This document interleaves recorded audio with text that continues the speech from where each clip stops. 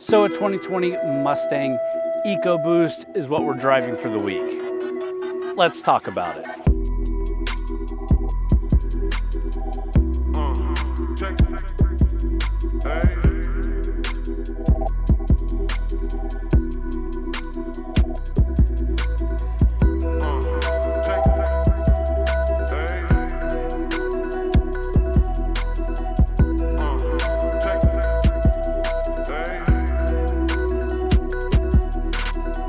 All right, so first of all, for the record, let me just state I am a big fan of the Mustang. I like the Mustang a lot, but pretty much everything I've ever driven is the GT Mustang. There's only been a few instances in my entire life that I've driven a non-GT Mustang. And even at that, that was years ago, 2007, 2008 kind of timeline. So it's not that I haven't wanted to, it's just that I haven't had the opportunity to. And I've actually been excited to drive this EcoBoost Mustang for the past week. Today we're gonna talk about it. I have some specific things that I really wanna gripe on or talk about this car.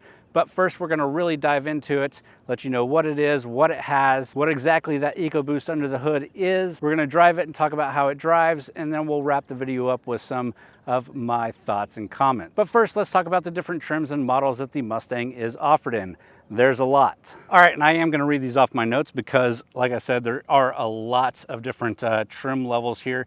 You have the base, which is an EcoBoost Fastback. Then you have the EcoBoost Premium Fastback, which is actually what we're driving here. So we're only driving basically the second step up. Then you have the EcoBoost Convertible, which is the base convertible that you can get. Then you have the GT Fastback, which is the first one. You get a V8 under the hood. Then you have the EcoBoost Premium Convertible, the GT Premium Convertible, the GT Premium Fastback, and then you jump into some of the specialty ones like the Bullet Mustang. You have the Shelby GT350, the Shelby GT350R, and the Shelby GT500. And if you want a bit of history on this channel, we actually have a video from at least 10 years ago, maybe even longer than that, of the GT500 when it came back for the first time. And it's one of the videos that kind of got us first started on YouTube. I probably won't leave any links in the description or iCards because those are pretty embarrassing. But back to this one again, the EcoBoost Premium Fastback. All right, from there, let's jump into the exterior design really quick. Obviously, it's a Mustang, has that Mustang design. But specifically to this one, we do have the hood accent stripes that come with the Premium EcoBoost Fastback. This is the metallic gray stripe, and it looks pretty cool. Obviously, we have those hood vents, the hood extractors there in the hood. You have that iconic Mustang front end with the Mustang badge on the driver's side of the grille. We do have the stylized headlights here and those LED indicator lamps. And we also have this small little lip spoiler here in the front. Now, one good thing about this Mustang is that it's not too low. That spoiler is not too low or sticking out too far, that I basically get in and out of my driveway with no issues. With a lot of other Mustangs or sports cars, that is not the case. But this one I've had no problem with throughout this week. Moving along to the side, again, you can see that classic Mustang style. It is the fastback that goes into a trunk. It's the coupe style. And again, I think that looks really good. And on that front fender, you do have the badge that indicates what's under the hood. This is not the GT. It says High-Performance 2.3.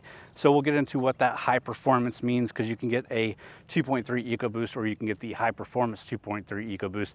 There is a difference. Those wheels are 19 by 9 inch low gloss ebony aluminum wheels. These are an upgrade from the standard wheels. The standard wheels, I think, are 18 by 8.5 inch. So these are a bit wider.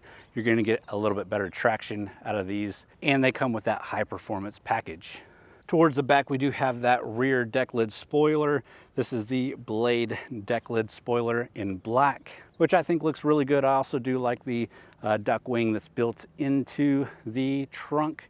So if you're going for maybe a more stealthy kind of look, or just that cleaner look, I do like those built into the trunk spoilers.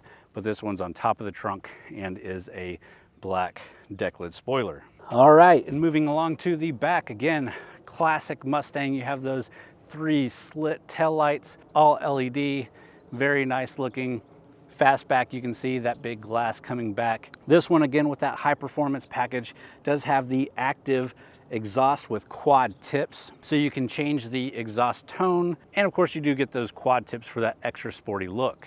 You do get the Mustang badge in the middle of the deck lid here with the gloss black behind it, but other than that, no other badges or indications of what this car is. And if you're like me, I like the bullet. I would like to just remove all badging from my car anyways, so that's a good start. Now let's talk really quickly about this exterior color. This is called Grabber Lime, kind of a play off the Grabber Blue that became so famous with the Mustang. And quite honestly, I prefer the Grabber Blue or a solid black or a solid white car. But this thing really does stand out in this Grabber Lime. It's a pretty cool color and it accentuates the body lines really well. With that, let's pop the trunk really quick, check out the cargo space you have here, and then we'll move along to the engine. All right, and obviously you get a trunk pop button on the key. It's a 2-tap here. You can also pop the trunk through a button right back here.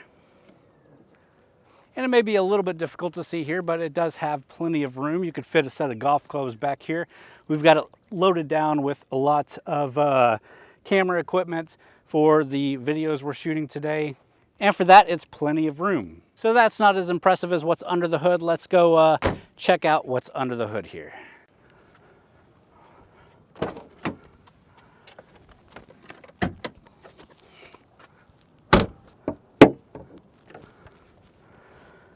All right, so obviously there are a few different engines offered in the Mustang, including the Coyote V8 that everybody knows about, the GT350 and the GT500 versions. But what we're focusing on in this video is the EcoBoost engine, and you do have two different setups here. So it is a 2.3 liter EcoBoost engine. That's a turbocharged inline 4-cylinder engine. The base engine gets 310 horsepower, 350 foot-pounds of torque, which if you think about Mustangs just a few generations ago, those are some pretty good numbers. The one we have here is the high-performance EcoBoost engine. That bumps your horsepower up to 330 horsepower, still 350 foot-pounds of torque. We also get that active exhaust with quad tips. You get 90% of your power available at 3,000 RPMs to redline. This is the most powerful 4-cylinder engine in America, and it's the most powerful EcoBoost ever put into a Mustang. But that's because they never put the 3.5 EcoBoost in here, because that thing might kill the V8. And all of that is hooked up to a 10-speed automatic transmission. You can get this thing with a 6-speed manual, which we would probably prefer, but the 10-speed auto is just fine. We'll talk a little bit more of that as we drive. But next, let's move into the interior, check out what the interior has to offer, check out some tech in this thing, and then we'll take it for a drive.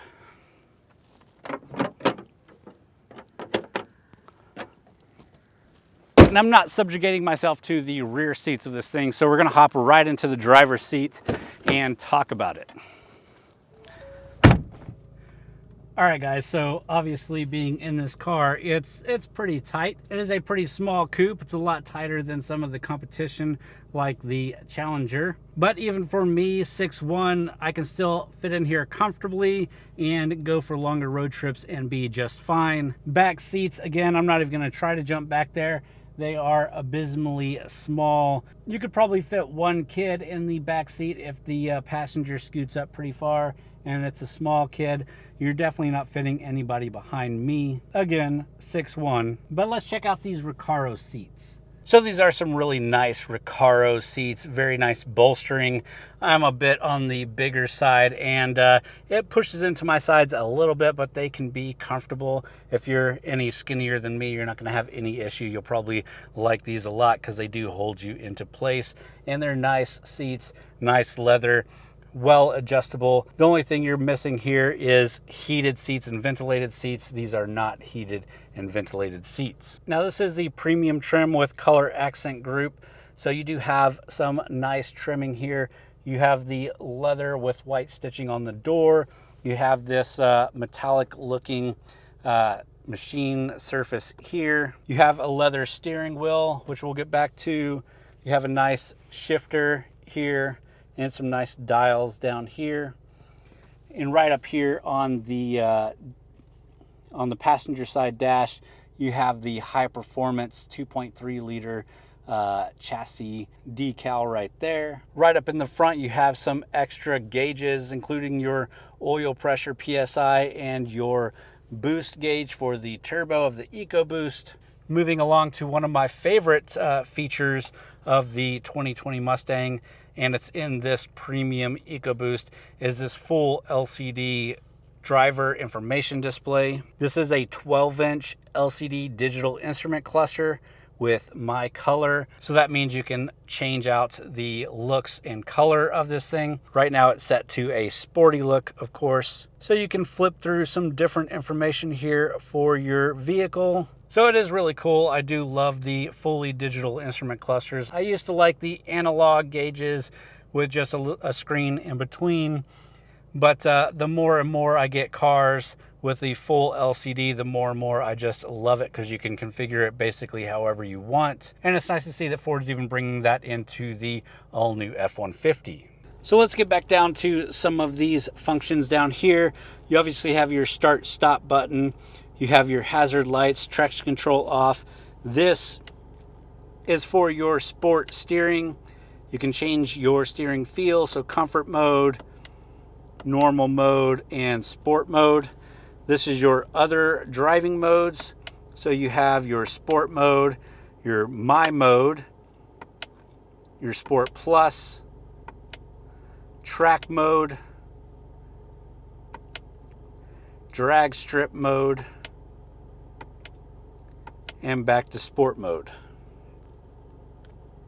And the look and feel of these switches are pretty nice. They give a little nice feedback sound when you click them, but they don't go down, they only go up, which is an interesting thing. Down here you also have a USB connector. You only get USB type A, not USB type C, which a lot of the new Ford products are giving you USB type C, so I was a little interested to see that. And over here you do have a traditional accessory power outlet. All right, moving along to the steering wheel, you do get a lot of controls here on the steering wheel, so let's dive into them really quick. First off, on your left-hand side, you do have volume control, a mute button, and to change your radio station or switch songs. Down here is your cruise control settings. Moving over here is some of your interface for the display back there. Also a touch-to-talk button. Down here you have your navigation and phone button, a settings button, a phone button, a music button, and I'm not sure what Ford calls this, but I'm calling it the pony button. This is the button that brings up a lot of your information for the digital cluster and your modes that you're in. All right, with that, I think it's finally time to get this thing out on the road. Let's drive it. Let's talk about the drive. Let's talk about the engine feel, the steering feel, everything like that. And then we'll start wrapping the video up. Let's go. All right, so first of all, for this, we're gonna go ahead and switch into Sport Plus mode. We're gonna put our steering into Sport Steering. We're gonna put our exhaust mode into Sport.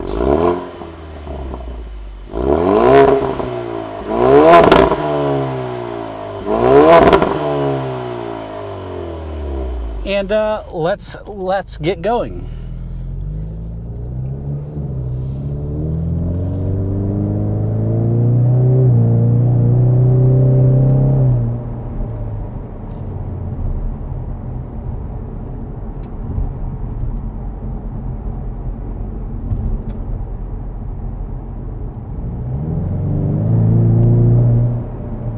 Now, the first thing I can tell you is the exhaust note on here. For anybody that's a Mustang enthusiast, this probably isn't going to do it for you. It sounds okay. It sounds really good for a 4-cylinder engine, but for a Mustang, it's not great.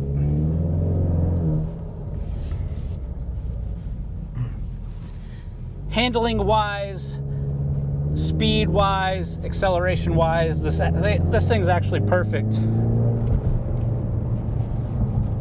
Going through this little circuit is like nothing for this car.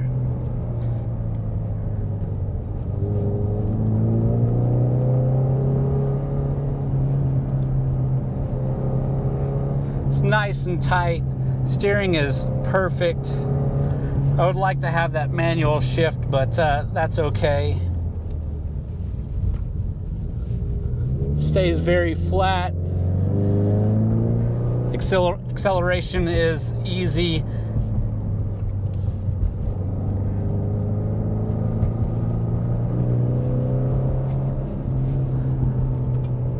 It's obviously an easier car to drive than the GT or anything higher.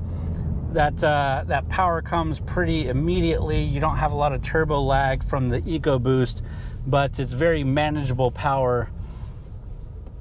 So you're not worrying about sliding out the back end every second of driving it.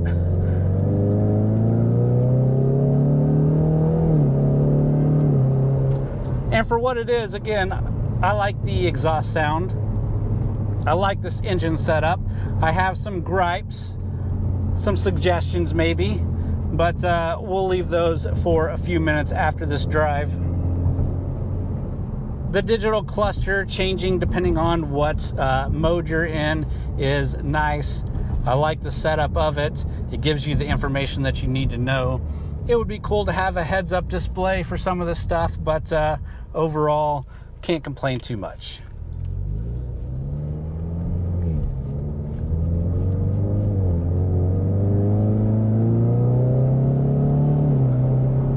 Again, these Recaro seats are really nice. They definitely keep you hugged and planted in the seat, so no complaints there. And when you're just out driving this for fun, you completely forget about everything else going on here, and you just concentrate on the drive, and this thing gives you a really great drive. We can stop and do a bit of an acceleration test, see if we can do a 0 to 60 real quick on this back country road. Not bothering anybody. So let's come to a stop here.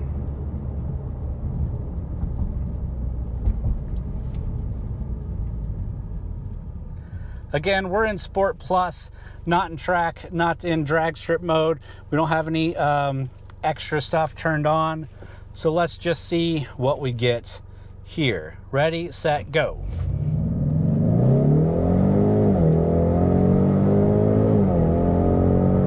$60.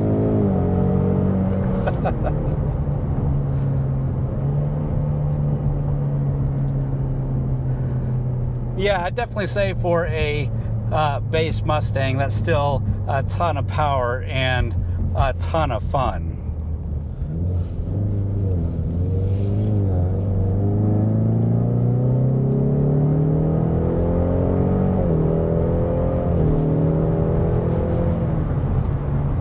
And this is really what the Mustang is made for, just blasting down backcountry roads. And it's a GT, so even getting up on the highway and being comfortable, we can take this out of Sport Plus mode. We can go into normal mode. We can put the steering into comfort. We can put our exhaust into a quiet mode. And you can just cruise in this thing, and you can cruise all day long and be comfortable. These Recaro seats aren't just great for the corners, but they're really good for just day-to-day comfort. And that's probably a bit of a preference. Some people like the bolstering, some people don't. If you're a little bit wider like me, a lot of people don't like it. I can still tolerate it for the most part. There have been some Mustangs with some Recaro seats or some very bolstered seats that I didn't like because they kind of jab this way. This one rests comfortably this way. It's not jabbing too much into your side. They're definitely one of my favorite Recaro seats that I've had in a Mustang in a while.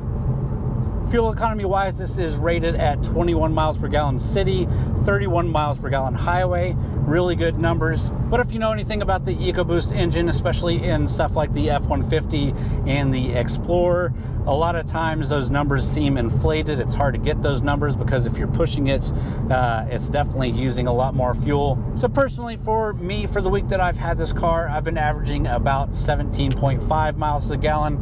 Again, that's a lot of being hard on the throttle and a little bit of letting it idle as we're doing photos or video.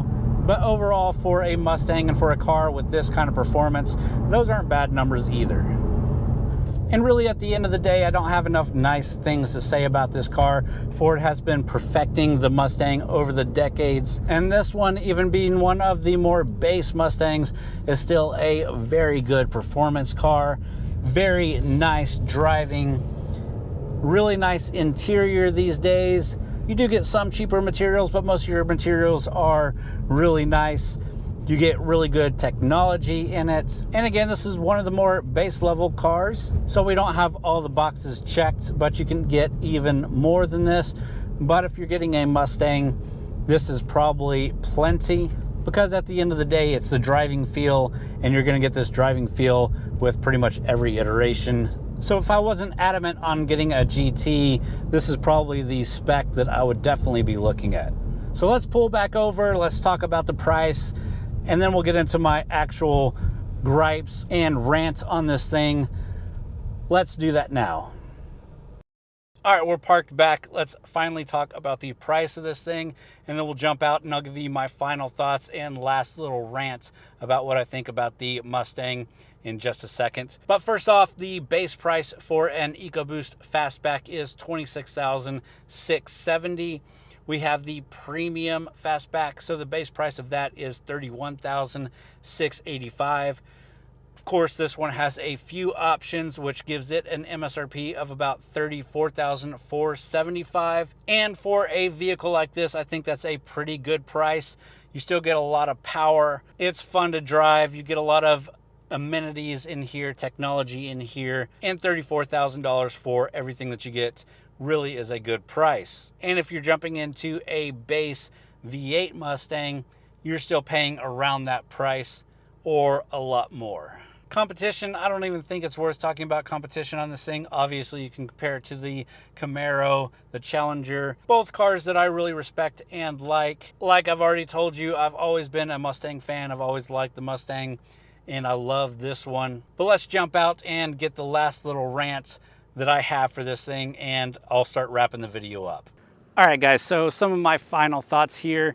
I do love the Mustang. I really like the GT Mustang. The Shelby GT350, the GT500, obviously great cars. And I really like this one. I only have one specific issue with it, which is probably more of a pipe dream slash something that Ford would never consider anyways, but hear me out. So Ford only sells 2 cars now. They don't sell the Focus. They don't sell the Focus RS anymore. And the Mustang is one of those cars. What I really wish Ford would have done is maybe even bring back a nameplate like the Maverick, make this a completely different car with this engine. I think this engine in either a small coupe or even a sedan is a monster of a car, but putting it into a Mustang just kind of ruins it for you, because you know that there's that V8 Mustang out there for not too much more money, but a lot more horsepower, a lot more fun, and a lot better sounding. Now again, I don't hate the way that this thing sounds, but I don't like it for a Mustang sound. So if you had just a little bit smaller of a coupe or even a sedan with this setup and this engine, different body style, different nameplate, I think that thing would be amazing. Would Ford ever make it? Well, that would depend on if they think it would sell. Do I think it would sell?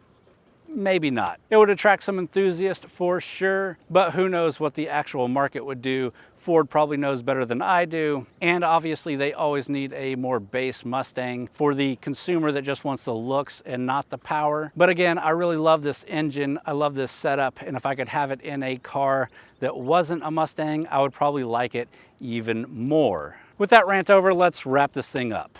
All right, guys, well, I hope you enjoyed that video. If you did, please hit that thumbs up button. If you're looking for more content like this, car reviews, normal car reviews, sports car reviews from a car enthusiast, please subscribe to the channel. We're still a growing channel, but love every single subscriber that we get. Leave me a comment down below. We always read every comment and try to respond to them all. So if you have any specific thoughts on this or my rant, please leave me a comment down below. And as always, guys, thanks for watching.